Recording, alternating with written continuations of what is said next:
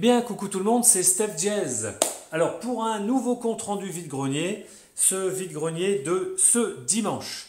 Alors, il sera en deux parties, parce que j'ai trouvé vraiment beaucoup de vinyles. Et sincèrement, je ne me suis pas levé vraiment aux aurores pour les trouver, ceux-là. Ceux-là, c'est un petit peu, et je fais un clin d'œil d'ailleurs tout de suite, appuyé à toi aussi, tu collectionnes un youtubeur qui, comme nous, présente tout un tas de trouvailles en vide-grenier, etc. Et ce dimanche aussi, il a trouvé des pépites et à une heure indue complètement où il se demande même encore, même comme moi, pourquoi on a trouvé ce genre de vinyle encore. Voilà, donc ça pour moi, je ferai ce compte rendu vinyle après. Là, aujourd'hui, donc maintenant, c'est oui, les vidéos, les DVD Blu-ray que j'ai pu trouver et du CD musicaux ou des bandes originales de films. J'ai vu que vous aimez bien, bon, il y a des youtubeurs qui présentent des super BO que je n'ai pas, que je n'aurai jamais d'ailleurs, je pense. Et moi, quand j'en trouve, bien évidemment, vu que ça intéresse, et vice-versa, je montre moi les miennes que j'ai trouvées. Alors, les DVD sur ce vide-grenier, quelques DVD à peine. Bon, alors un film d'horreur dans la collection, les DVD d'horreur Cérémonie 666. Bon, comme je dis toujours, ça ne va pas casser trois pattes à un canard, cette histoire. Voilà, bon.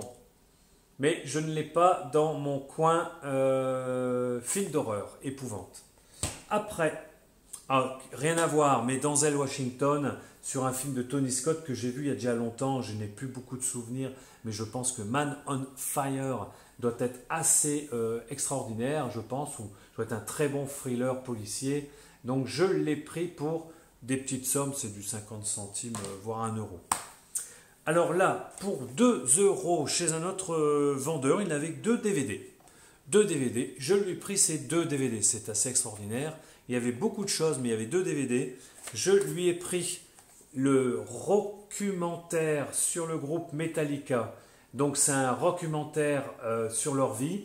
Alors il date de, voyons voir, que je regarde vite fait, il date de 2004, c'est pas tout jeune non plus, mais je ne savais pas que ça existait sur ce groupe, un documentaire, donc voilà, leur véritable vie en dehors et pendant et après les concerts, voilà, donc leur vie du groupe Metallica.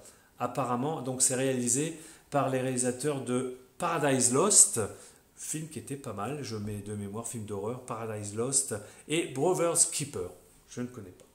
Voilà, histoire vraie, un des meilleurs portraits rock jamais réalisés sur le groupe, bien ici, Metallica. Et son deuxième DVD qui m'avait déjà intrigué en priorité, qui est bon état, c'est le SDS ACDC tout chromé. Regardez comme il est beau. Un double DVD de concert, Family Jewels. Voilà, le seul souci, c'est que c'est un zone 1 et je n'ai pas pu encore le regarder. Mais il a un très beau petit livret fascicule à l'intérieur avec de très belles petites images du groupe. Donc pour tout fan d'ACDC, bon, pour 2 euros, voilà, j'arriverai toujours à le lire sur un PC ou autre. Mais bon, j'ai pas encore vu. Et il y a 2 heures et demie de concert. Et vous avez pratiquement tous les titres. Riff Raff, Highway to Hell, Are You Ready, bon voilà, Danger, Stand Up, Hell's Bells, Back in Black. Il y en a de partout. Voilà, le ACDC chromé qui est assez magnifique. Pour 2 euros. Puis un petit peu plus loin, donc je trouvais encore quelques vinyles, un vinyle par-ci, 3 vinyles par-là. Et sur un étal, un jeune vendeur vendait donc une caisse, comme ils font, comme on fait. Quand on vend, on met dans des caisses des DVD. Et là, ces DVD, bon, je voyais bien, c'est pas du très bon état. Puis c'était du DVD, voilà, un petit peu nanar, un peu nanarland, qu'on va pas spécialement acheter.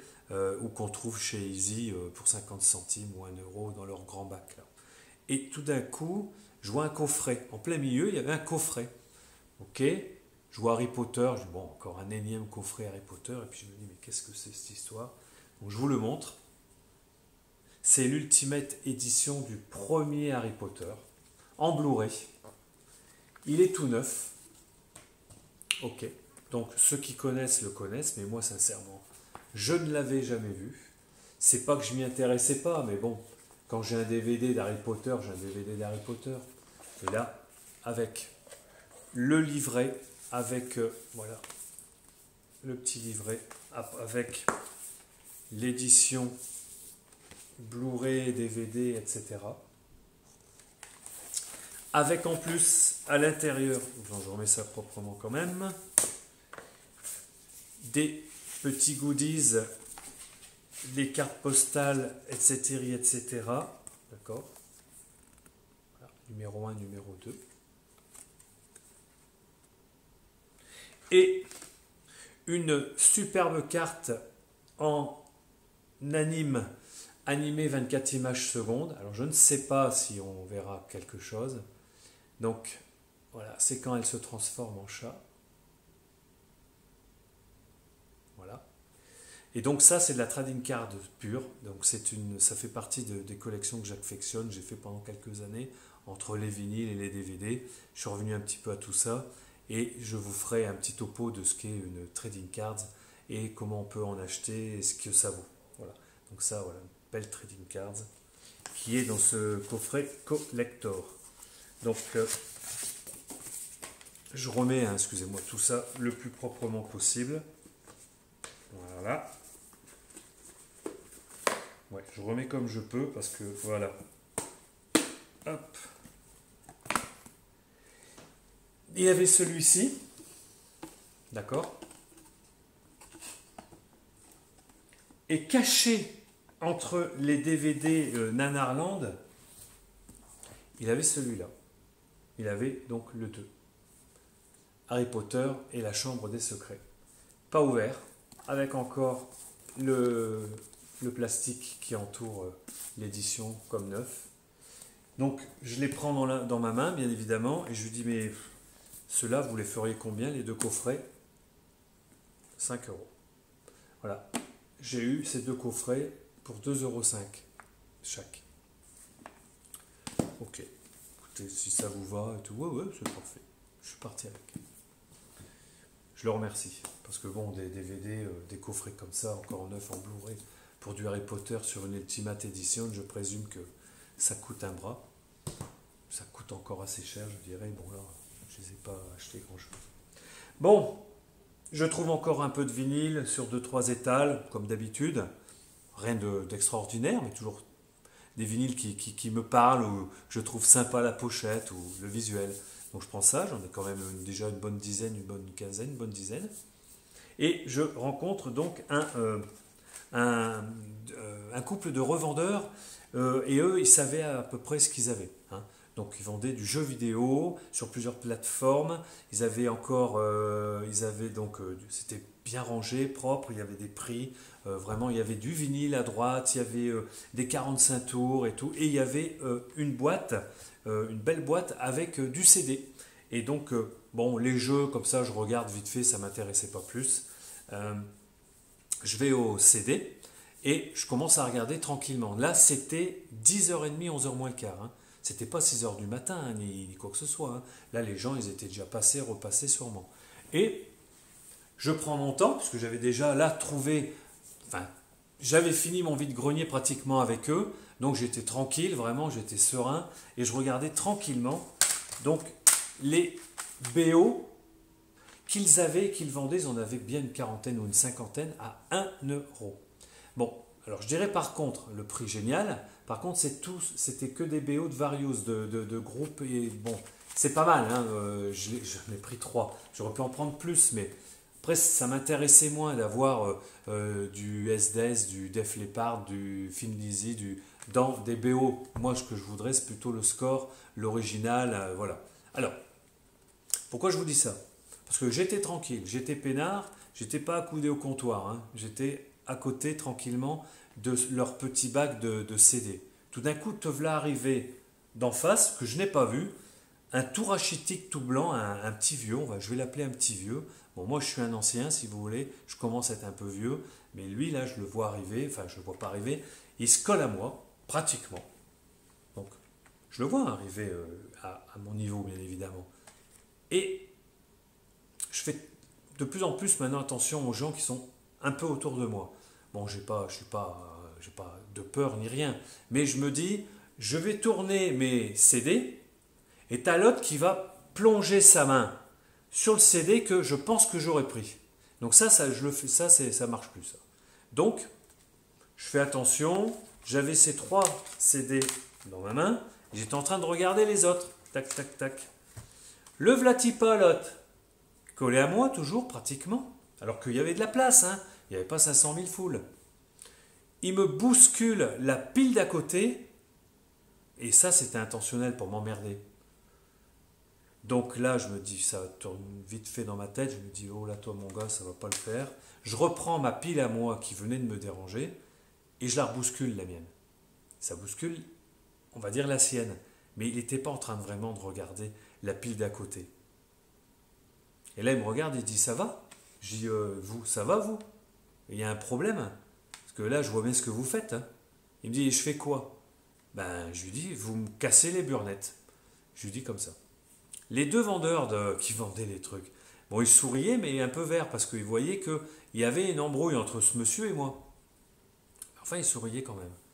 Parce que bon, il était quand même un peu rachitique. Mais bon, il était peut-être aussi professeur de karaté. Il m'en aurait collé une. J'étais peut-être à l'hosto. Mais bon, bref. Bon. Et je lui dis, il y a un problème avec moi ou quoi? Vous voulez voir mes CD ou quoi? Il me dit, oui. En plus, voilà, vous les tenez dans votre main. Donc nous et tout. Je dis, ben attendez, si je les ai dans mes mains, c'est pas pour que vous les preniez pas. C'est que c'est moi qui vais les prendre. Et en plus, ce que j'étais en train de regarder, intentionnellement, vous êtes en train je ne sais pas ce que vous êtes en train de faire. Qu'est-ce que vous me faites? Bref, le gars, il va aussi faire que mon panier, on va dire, ma panière, mon sac là, à roulettes, puisque quand j'achète des CD, bon, je prends des sacs, des pochons, quoi, comme on dit. Mais là, je voulais acheter des vinyles, ce vide-grenier. Donc, j'avais amené un sac à roulettes. Donc, le sac à roulettes, il est à côté de moi. Je ne sais pas pourquoi j'allais le mettre à 300 mètres ou derrière, comme on l'aurait peut-être piqué pendant que moi, je regardais tranquillement mes CD. Il me dit, oui, votre sac, il me gêne, il nous gêne, on ne peut pas regarder et tout, vous accaparez le coin. D'accord. Donc là, bon, je vais l'écouter. Si vous êtes venu pour m'emmerder, ça ne va pas le faire. Le gars, il tourne des pieds, enfin, il s'en va. Mais alors, quand je vous dis qu'il s'en va, il ne regarde plus un seul étal. Tous les étals de la rue, on va dire, on l'a vu passer, le gars, sur 30 étals, puisque j'étais au bout de la rue. Il est parti sans jamais rien regarder autour de lui. Il est parti comme... Alors, on n'a pas trop compris, alors on en a rigolé, mais voilà, c'était pour vous dire que... Mais Marie, cette petite histoire, bon, elle s'est bien terminée, mais elle n'a pas commencé, elle ne s'est pas terminée, mais je me suis dit, mais qu'est-ce que c'est ce genre de personnage là qui vient t'emmerder, qui vient te casser les couilles? Bon, bref, excusez-moi d'être un peu familier mal poli, mais bon, quand j'y repense, je me dis, putain, je lui ai rien fait à lui, il vient m'emmerder. Alors que je ne suis pas sur du vinyle, je ne sais pas moi, sur du Johnny, sur du Led Zeppelin. Enfin, je suis sur un truc, quoi, franchement, sur l'âge de glace, les Fantastiques Four et tout. Mais je ne sais pas si c'était moi vraiment, ou les CD, ou je ne sais pas. Enfin, bon, bref. Là, je ne sais pas, il y avait un aimant. Enfin. Bon, excusez-moi d'avoir été un peu long. Alors, j'ai pris, bon, ben voilà, l'âge de glace, le score de David Newman. Je leur ai pris pour 1 euro. Le Fantastic Four Rise of the Silver Surfer, le 2, c'est aussi du score donc de John Ottman. Et j'ai pris le Bride of Chucky. Bon, là, c'est des Various. Hein. Motorhead, Judas Priest, White Zombie. Bon, je ne sais pas que j'affectionne, mais là, pour avoir vraiment, vous voyez, un super visuel à l'intérieur. Voilà. Tout ça pour 1 euro. Ils en avaient quand même une quarantaine. Hein. Ils avaient les Batman, les 3 premiers, de Tim Burton et tout ça. Ils les avaient en score, mais c'est du Various. Donc je me suis dit, je les prends, je les prends pas. Bon, j'avais déjà bien acheté du vinyle. Je me suis dit, bon, je vais les laisser, il n'y a pas de souci. Si un jour je les revois, bon, ben, j'en prendrai peut-être. Après, donc voilà. Donc c'était ma petite histoire. Excusez-moi d'avoir été un peu long. Enfin, c'est comme ça. Et je repars donc sur ma voiture et je vois sur un autre étal du CD Et là, eh bien, je pris 3 CD à 1 euro chaque. Une note BO. Je pense que là, Jennifer 8, ça va être super avec Garcia. Hein. Voilà. Hein, c'est un Milan ou un Milan, je ne sais pas comment on dit, hein, le distributeur. Hein, bon, vous êtes plus fort que moi dans la prononciation de certains distributeurs, mais c'est un Milan, voilà. Jennifer 8. Le score est composé par Christopher Young. Je leur ai pris, alors là, bon, ben, c'est du rock, fusion, funk, le FFF, donc le groupe français FFF avec Marco Prince au chant et Yarol Poupeau, ex-guitariste de Johnny, hein, on l'a encore vu jouer dans l'église, c'était assez émouvant à l'époque. Voilà. Et Yarol Poupeau, donc guitariste de FFF, voilà, en live aux Eurokéennes, je crois. Et le dernier CD, le double de Deep Purple, Made in Japan, un des meilleurs à posséder, alors en vinyle surtout, mais voilà, si on l'a déjà en double CD, c'est parfait. Pour terminer sur ce, j'ai à vous présenter d'un autre vide-grenier ce que j'avais trouvé aussi en score sur les BO. Alors voilà, un autre vide-grenier, ça c'était donc dans le mois de septembre, hein, d'un dimanche antérieur à celui-ci. Donc j'avais trouvé le Philadelphia, j'ai changé la boîte parce qu'il était minable, mais la galette est belle. Donc le Philadelphia, superbe film. Donc là c'est du Various aussi, hein, Neil Young et tout. J'ai qu'une compo de Howard Shore, c'est le numéro 10. Bon, il n'y a pas beaucoup de plages sur celui-là, mais voilà. J'avais trouvé le 50 Shades of Grey. Voilà, alors un score, il y en a combien? Il y en a 16, Danny Elfman, ok, il y a les Stones, il y a un mélange encore de Various et un ou deux, c'est pas les compos complètes je pense, mais voilà, toujours pareil pour 1,50 €.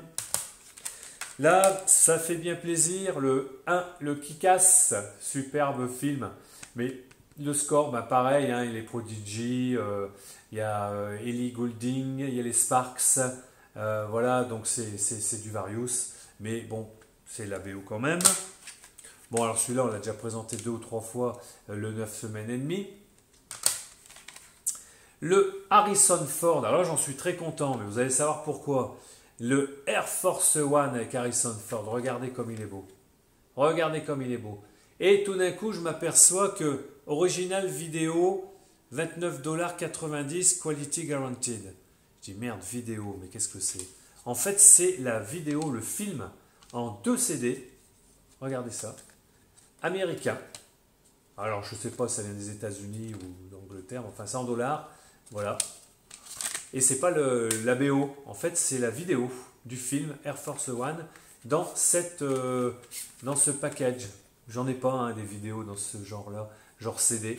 Alors, je sais pas ce que vous en pensez, je sais pas si vous en avez déjà trouvé, je sais pas ce que ça vaut, il est tout neuf. Voilà, un double CD. Voilà, bon, je rangerai après. Et puis alors là, bon, je suis pas fan, mais les petits mouchoirs, la BO, ok. Et le dernier, alors là, quand je l'ai vu, j'ai dit hop, hop, hop, hop. Chez Mylan ou chez Milan, le The Elephant Man. Une tuerie ce film déjà, alors, en noir et blanc. Enfin, je vous conseille les jeunes hein, ou les un peu moins jeunes qui n'ont encore pas vu The Elephant Man. Et je peux vous assurer, le score, il est magnifique. Et vous avez, je ne m'en rappelais plus, mais je me suis dit, il y a un truc là. La musique, la numéro 10, l'Adagio for Strings. Hein, c'est composé par Samuel Barber. Je peux vous assurer, alors si vous ne l'avez pas, le score, ben, c'est pas grave, hein, tout le monde ne peut pas l'avoir, mais allez l'écouter sur YouTube. Hein, vous tapez Adagio for Strings, Samuel Barber. Alors c'est simple, soit quand tu écoutes ce morceau, tu es dans le truc et tu pleures, carrément, parce que ça te fait remonter des émotions, ce morceau, il est assez extraordinaire, et autrement, tu te suicides. Voilà, c'est clair, si tu n'es pas en forme quand tu écoutes ce truc-là. Alors, quand il est dans le film, avec les images du film, l'émotion, elle est telle que c'est pas possible de faire autrement que de faire sa petite larmichette, voire plus. Voilà. Donc, c'était ma petite histoire sur ce film et cette BO. Donc voilà, les autres sont superbes, mais le 10, écoutez la numéro 10, en particulier The Elephant Man. Et je suis très content de l'avoir eu. Je pense que c'est un score qui doit être dur à trouver maintenant, puisque celui-ci, je l'avais déjà vu à l'époque, et je n'avais pas osé l'acheter à l'époque, à la sortie pratiquement du film. Et là, je l'ai trouvé dans un vide-grenier du mois de septembre, du mois de septembre, pour 1 euro, quoi. C'est tout pour aujourd'hui sur vidéo, compte rendu vide-grenier hors vinyle. Je vous embrasse à tous et à toutes. À bientôt.